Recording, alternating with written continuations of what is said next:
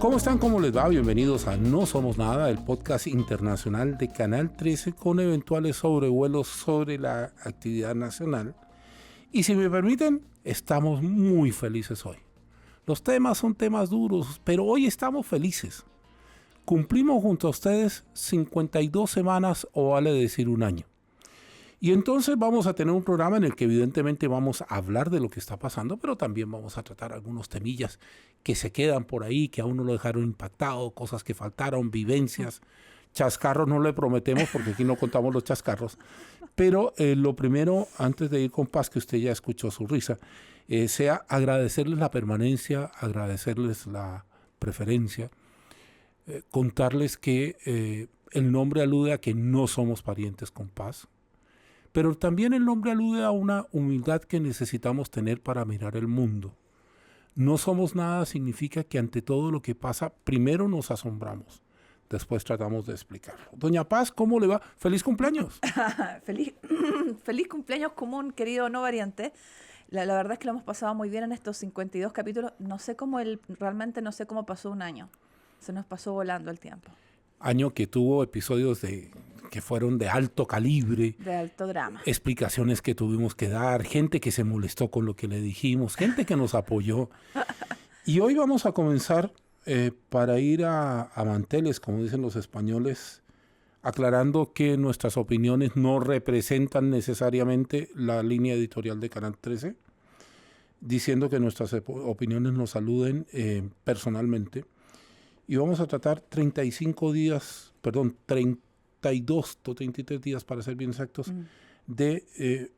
yo prefiero decir conflicto que guerra, porque yo entiendo que la guerra es entre países, los conflictos son entre un ejército puede ser y una agrupación, ahí me puede hacer una precisión Paz. Pero lo que más me inquieta hoy para conversar con Paz es el futuro de Gaza.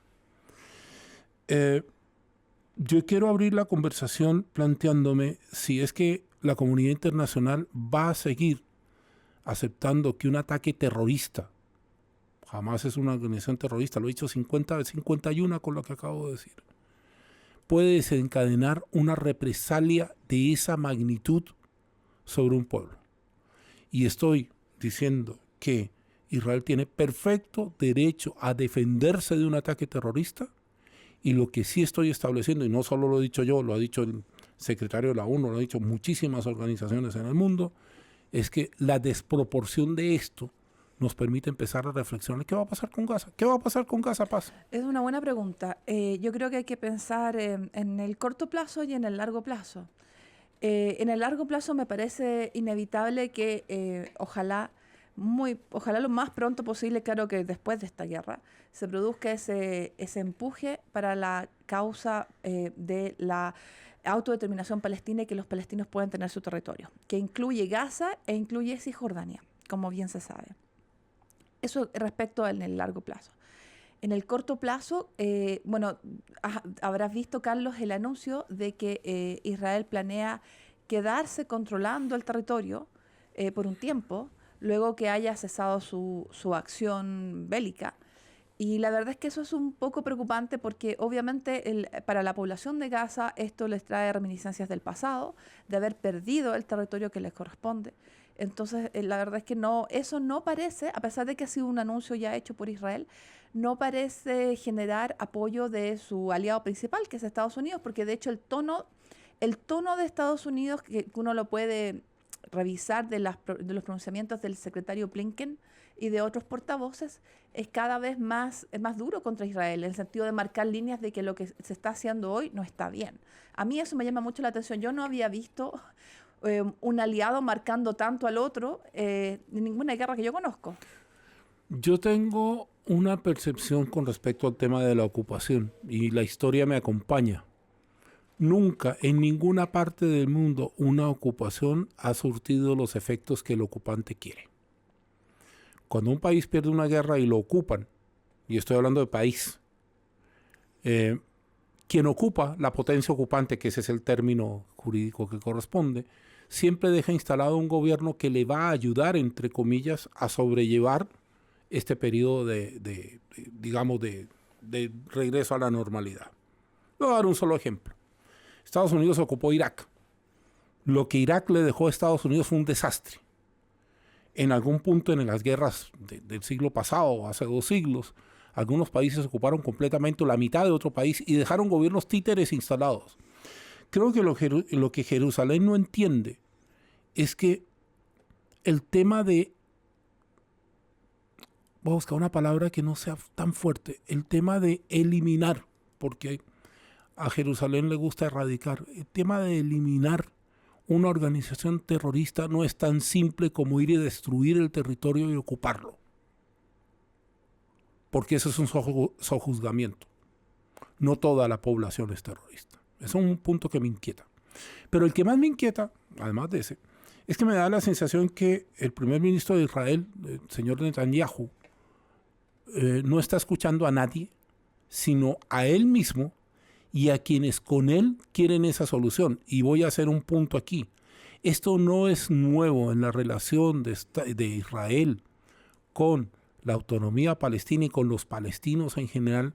No es nuevo que habían sectores en Israel que siempre propugnaron por terminar con cualquier concesión a los palestinos. Y de hecho, tú lo sabes mejor porque eres abogado internacionalista. El Tratado de Oslo, quien enterró ese tratado fue precisamente el señor Netanyahu, que le costó la vida a un primer ministro israelí que era muy progresista. Así es.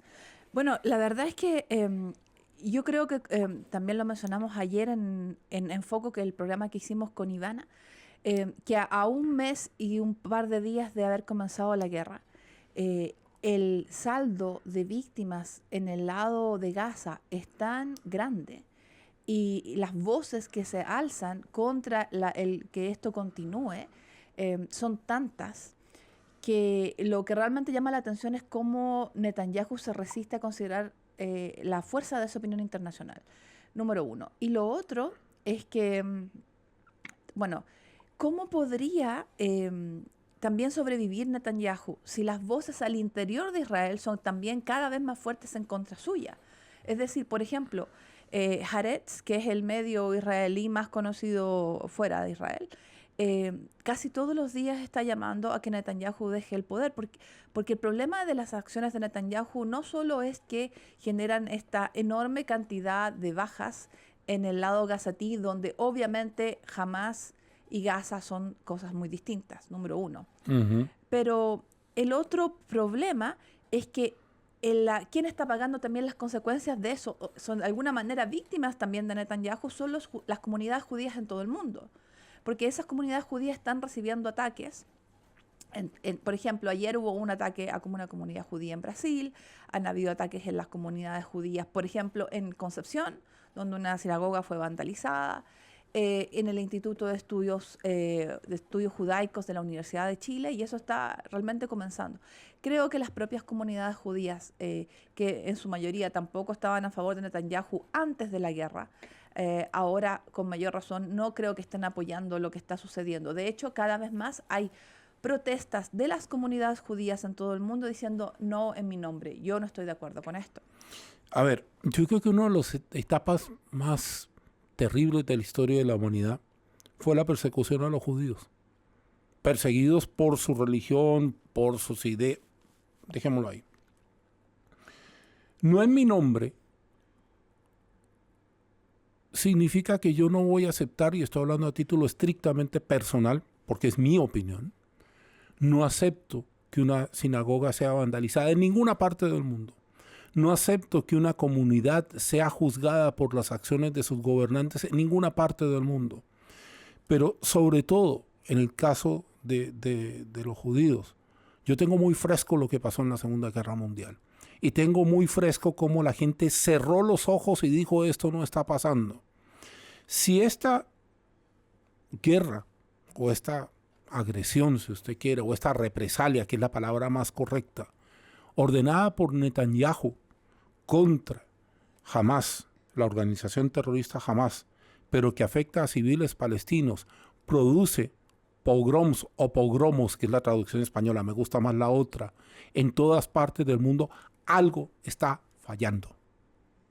Algo está fallando y esa falla puede retrotraernos a una época oscurísima en la historia de la humanidad, donde cualquier grupo decide atacar a otro porque usted tiene anteojos, porque usted usa chaqueta azul, porque habla raro, por lo que fuera.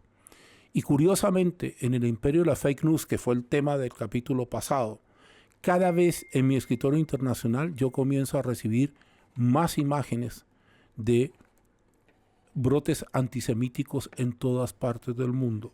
Por cierto, rechazo los brotes antisemíticos, como los brotes anticatólicos, como cualquier tipo de esas conductas contra un grupo determinado. Un poco porque Cronos ya me dijo, vamos acelerando un poco. Yo creo que el futuro de Gaza depende de una y solo una situación.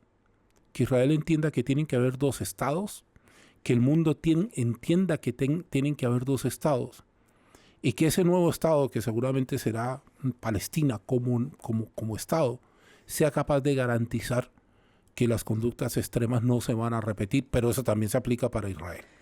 Claro, bueno, quien tiene que entender que se necesitan dos estados son las dos partes, porque en este momento el gobierno de Israel es de extrema derecha y dentro, por ejemplo, de las voces más importantes en el gabinete Netanyahu hay personas que no reconocen la existencia de Palestina.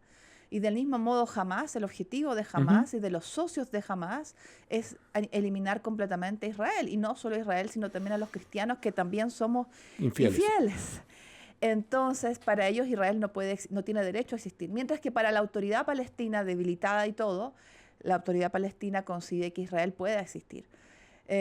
Cuanto antes esas partes moderadas pudieran tomar los liderazgos de ambos lados para llegar a una solución política es importante, porque creo que la historia nos muestra que el terrorismo no se le puede derrotar con las armas, o quizás solamente se le puede acallar temporalmente, pero que al terrorismo realmente se le derrota con soluciones políticas, donde los movimientos terroristas, digamos, pueden deponer las armas porque se ha arribado a una solución política. Así que veamos que si lo que se hizo, por ejemplo, obviamente en un contexto diferente, en el caso de la ETA, en el caso del IRA, etcétera, en este otro contexto que es tal vez incluso más difícil, pudiera lograrse para parar el desangramiento de ambos lados.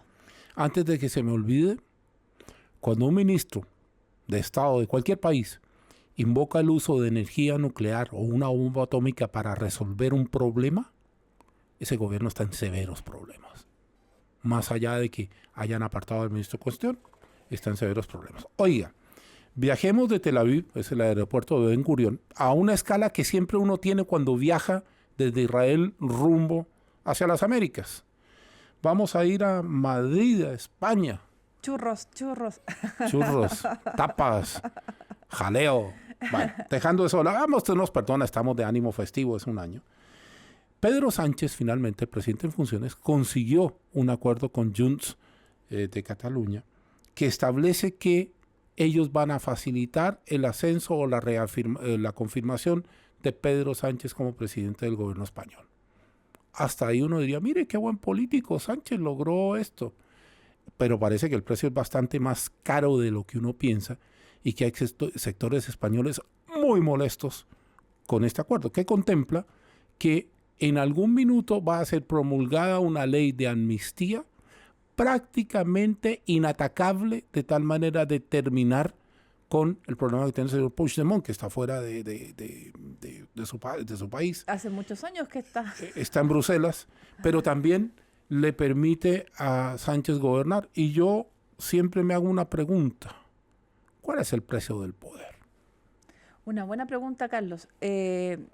Bueno, Pedro Sánchez, hay que decirlo, a mí, yo todavía no logro entender del todo lo difícil que ha sido, lo que difícil que fue para Sánchez, en primer lugar, formar gobierno la primera vez, y ahora sigue siendo difícil. A pesar de que su rol en el manejo de la economía y en el manejo, por ejemplo, del rol internacional de España ha sido bastante elogiado. Y por otro lado, también al mismo tiempo se encuentra con un liderazgo en el Partido Popular, que eso es la centro derecha, que está aliada con Vox, la ultraderecha. Los liderazgos ahí no son particularmente carismáticos, no son particularmente fuertes y sin embargo le han casi arrebatado el poder en esta elección.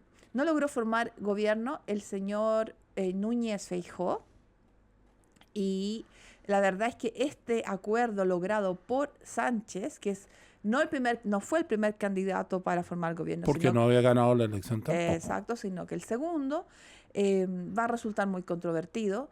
Y la verdad, lo de la amnistía hay que ver cómo lo maneja políticamente, porque obviamente para aquellos que están preocupados por la unidad de España, la amnistía para Junts por Cataluña debe ser un tema demasiado difícil. Hay una cosa que uno tiene que colocar en la mesa. A ver, una cosa es que yo diga, por mi raíz histórica, por una serie de situaciones, yo quiero ser independiente. Es una situación que además constitucionalmente en todos los países del mundo está resuelta, porque todas las constituciones hablan de unidad nacional. España tiene comunidades, pero habla de España como una entidad dividida en comunidades. Cuando Junts for Catalunya y varios movimientos catalanes decidieron este proceso de secesión, recibieron todas las advertencias habidas y por haber de que no iba a resultar. Se los dijo el rey. Los intervino. Destituyó al gobernador y colocó un gobernador. Sin embargo, llevaron adelante esto. La pregunta del millón es, por eso dije el precio del poder. Sánchez recibe el apoyo, se mantiene como presidente del gobierno español. ¿Cuál es el precio real? El precio real es convocar una amnistía de suyo criticable que le puede dar alas otra vez en una generación futura a otra generación de catalanes a intentar un proceso de independencia, que puede abrir viejas heridas que están medio cerradas en España, los territorios vascos, por ejemplo, y que finalmente es que ser presidente del gobierno cuesta tanto. ¿Ese es el precio que usted está dispuesto a pagar por llegar a esa posición? Eso es lo que yo me pregunto hoy cuando estoy en este programa de aniversario junto a Paz. Sí, bueno, yo creo que España tiene un desafío bastante grandes de tipo constitucional. Uno es cómo mantener esa unidad en esa diversidad, que es ese modelo español de las comunidades autonómicas que tú mencionaste, y sin embargo que el país se mantenga unido. Recordemos además que aquí históricamente que, por ejemplo, bajo la dinastía de los Austrias, hace mucho tiempo, no se hablaba de España como un singular, sino que de las Españas. Es que el que habla de España es Franco. Claro, las Españas y las Américas. Y el lema de la Casa Real, bueno, que originalmente venía de los Reyes Católicos, era tanto monta tanto Isabel como Fernando. Es decir, que me acordé, perdón, de debe ser una canción de Sabina, que anda perdida, que tiene esa frase. Tiene esa frase. Tanto monta tanto. Isabel con Fernando. Y bueno, yo no sé si tú alguna vez dentro de tus visitas españolas habrás visto estos símbolos heráldicos. A mí me gusta mucho la heráldica. De esa época era ¿cómo se llama ¿Un águila doble? No es el águila de San Juan. Es un escudo, una borla. Es como creo que es el yugo que une a los bueyes para que caminen juntos. La yunta, exacto, para que caminen juntos. Entonces, de hecho, así una unión dinástica por un matrimonio comienza la unión de los reinos españoles. Entonces, ¿cómo y además, bueno, ellos fueron, el trabajo de esos reyes fue ir unificando a la península, ganándola por conquista una a una. Bueno, eso por una parte, es decir, cómo mantener este modelo tan especial de ellos, de mantenerse unidos a través de los siglos con estas comunidades que tienen autonomía, número uno. Número dos, cómo mantener la monarquía moderna, cosa que comentamos en el capítulo pasado. Una monarquía que en esta generación tuvo la página más brillante con Juan Carlos, que a partir de su carisma personal logra tener un rol importante y poder unificar al país después de una dictadura. Y escribe la misma página brillante y una página oscura, que es la página de la corrupción que él simboliza. Entonces, yo creo que efectivamente hay un desafío para todas las monarquías en la era de las redes sociales de mantener la imagen impoluta de un símbolo de unidad representado en una familia, en algo netamente hereditario.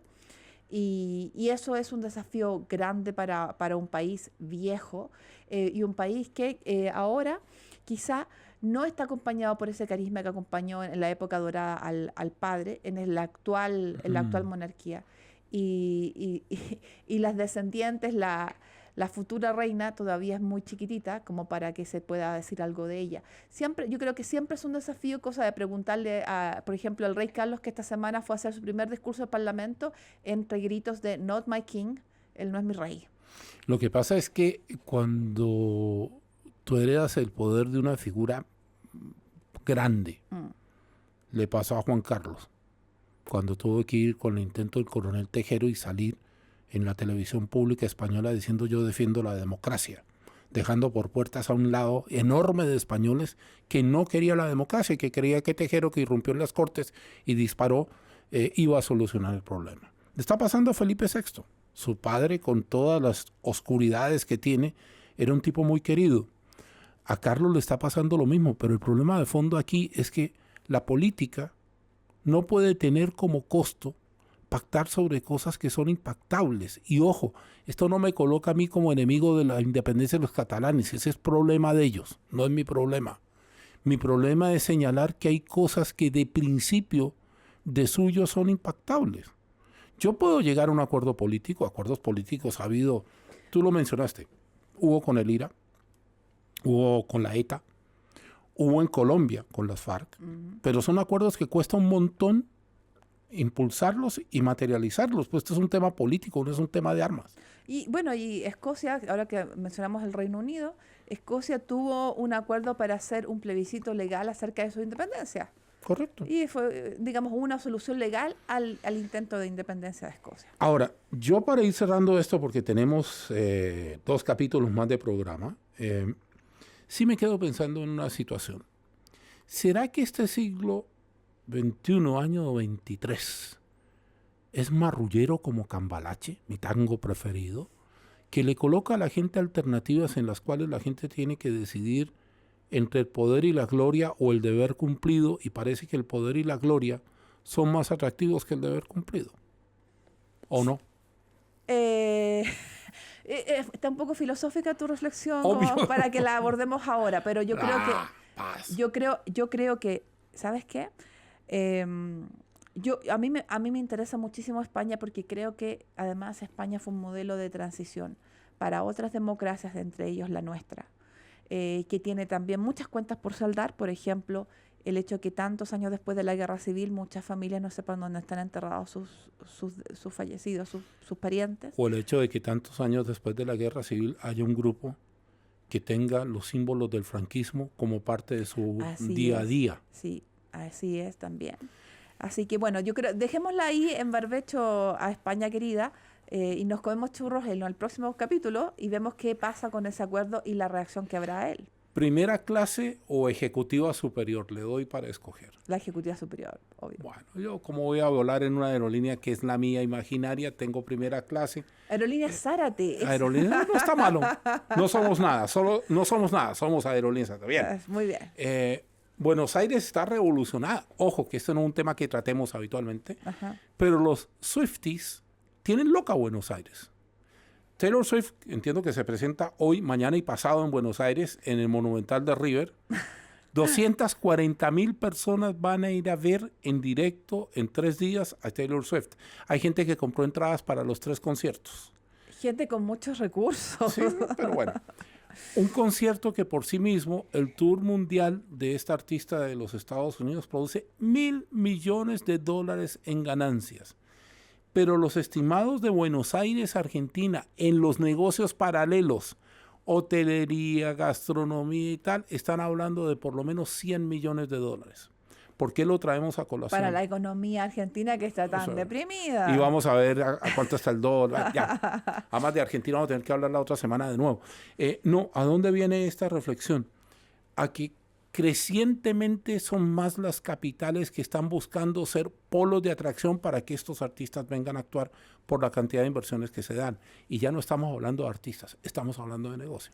Sí, bueno, Taylor Swift, yo creo que estamos hablando de una artista que en esta generación tal vez ella es la Madonna de esta generación o el equivalente de Michael Jackson de esta generación.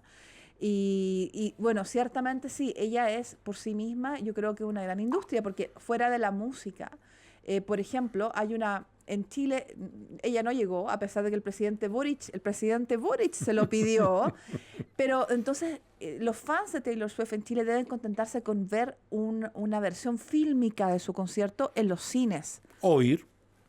Claro, pero digamos, ir requiere primero haber tenido mucha suerte para comprar un ticket, que era muy difícil, y luego el presupuesto para ir. Entonces los fans chilenos en su mayoría deben contentarse que Chile no es un mercado tan pequeño con verla en el cine.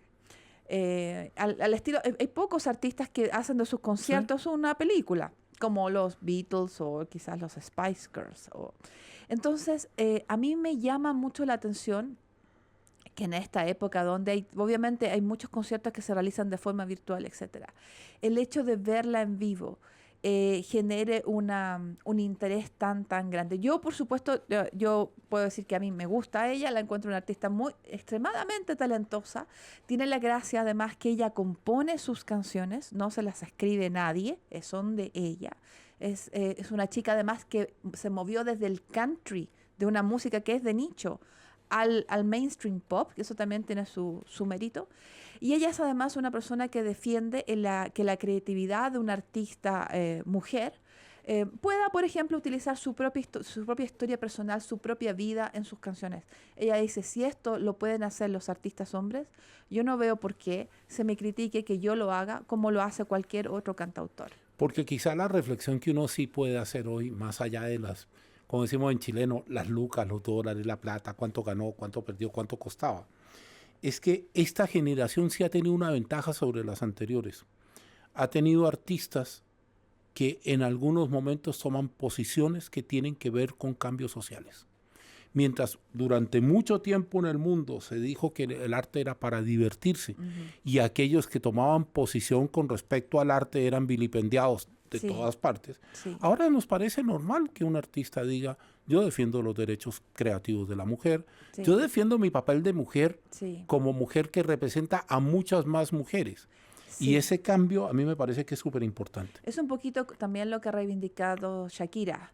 Las mujeres ya no lloran, las mujeres facturan. Mon Laferte. Exacto, y eso tienes mucha razón, que al reivindicar la creatividad y el hecho de poder usar sus propias vivencias en su trabajo, están reivindicando la causa de la independencia de la mujer. A mí, yo encuentro que ella es verdaderamente una gran artista, y envidio a nuestros compañeros que han logrado... Está mi editor de este programa, Nicolás Soto, que ya está en Buenos Aires, y mi editora de área, Ivana López, que está en Buenos Aires. Les deseamos un buen concierto a los dos. Agotados nosotros, después de hablar de música, tomamos el avión de Zárate Airlines, trae solo clase turista, y acabamos de desembarcar en Santiago. Aquí en la solapa tengo un Fiu, que es el ícono de los panamericanos, que nos dejó muchas cosas. Entonces, al más puro estilo panamericano, vamos a dar medalla de bronce, plata y oro a momentos que nos pasaron durante este año de programa.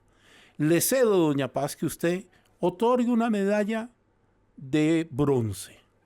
¿A algún momento, alguna reflexión, algún instante, algún tema, algo que pasó aquí? Bueno, hay algo que yo quisiera destacar, no sé exactamente si le daría bronce, plata u oro, pero me parece un momento destacable. Yo creo que han habido momentos donde, ya que este programa tiene sobrevuelos en temas nacionales, en que Chile ha estado particularmente bien en la defensa de principios. Y yo quiero destacar, por ejemplo, un momento en una cumbre regional donde el presidente Boric destacó que el problema de Venezuela no era un problema narrativo, que era un problema real. Y con eso enfrentó el liderazgo de Brasil, que siempre ha sido la voz cantante de nuestra región. Y me parece que con respeto y dignidad eso se dijo, creo que fue importante. Y del mismo modo también, en otro contexto, el presidente Boric también dijo, le dijo a sus colegas, la posición de Ucrania es una posición de principio. Hoy es Ucrania, podríamos ser mañana cualquiera de nosotros. Una invasión es una invasión y debe ser condenada. Eso me parece que tiene mucho valor, y así lo han reconocido también otros actores del concierto internacional, la posición de Chile, una posición de principio. Yo diría que ese medalla de plata, porque yo propuse el juego, pero podría ser segundo lugar, segunda reflexión, se lo daría a la firmeza que hemos tenido aquí para enfrentar temas conceptuales, sin ceder, sin acomodarnos, diciendo lo que pensamos, practicando una cosa que a Chile en este minuto le está haciendo falta, el diálogo. Practicando que yo respeto profundamente lo que Paz dice y siento, porque así es, Paz respeta lo que yo digo. Y siento que ese aporte en temas de política, de narcotráfico, en temas de relación, yo considero que este programa ha hecho un aporte fundamental en esos temas. Le dejo esa medalla de oro, primer lugar, a usted, porque yo tengo una personal, y con eso cerramos. Muy bien. Creo que personalmente yo creo que si hemos tenido alguna contribución a nuestro programa es no solamente el diálogo respetuoso, sino el tener un poquito más de espacio para hablar de la contingencia que en el último año, o vamos a decir que desde la guerra de Ucrania en adelante, que ya nos acercamos al segundo año, no realmente casi no se puede creer, 2 años de guerra casi, nos interpela. Y nos interpela porque creo que el orden mundial que conocimos, por ejemplo, la Guerra Fría, en los años 80, 90, y luego la ilusión de que quizá se había acabado la historia, que obviamente resultó ser muy, muy breve, efectivamente ahora se nos está deshilachando. Se nos está deshilachando y nos estamos preocupando, porque la verdad es que hoy, con 2 guerras importantes en curso, pareciera que solo lo que falta es otra guerra en el Asia-Pacífico. Y con eso ya estaríamos en una situación de mucho riesgo. No abramos la caja de Pandora. No abramos la caja de Pandora, pero sí preocupémonos. Como siempre, creo los principios son muy importantes. La defensa de la paz, empujar las instancias de diálogo son muy importantes. Y esto lo mencionamos también en el capítulo pasado cuando hablamos de cómo contarle la guerra a los niños. No deja de ser importante, ya que las imágenes siguen siendo muy tristes, reforzar que entre los problemas entre países como entre personas, la mejor forma de solucionarlos es conversando. Yo le daría esa medalla hipotética de oro a ustedes que nos escuchan, pero se la quiero dar al equipo, nuestro equipo. La gente que todas las semanas, aunque usted no los conoce, están detrás de este esfuerzo. La gente que todas las semanas espera que el podcast salga y se lo comentan a Paz en algún evento y yo me sorprendo que Cronos ya tiene un lugar. La gente que de pronto me para en la calle y me dice, oiga, ¿y ustedes por qué esto no lo hacen en otras formas y en otros lugares? Esa medalla de oro es un compromiso, ya vamos cerrando nuestro programa de primer año, que tenemos Paz, yo, el equipo que realiza No Somos Nada, con darles la mejor información que disponemos, con el enfoque más honesto que tenemos y con un compromiso que nunca va a cambiar, que es ser nosotros mismos y decir lo que pensamos, porque, vamos a un giro español, vaya que nos hace falta en Chile decir lo que pensamos abiertamente, sin temor a la controversia de ideas, porque eso es lo que finalmente estamos buscando. Doña Paz, feliz año. Igualmente para ti, Carlos. Bueno, muchas gracias a ustedes. Próximo jueves, 1 año y 1 semana. Veremos qué temas tenemos.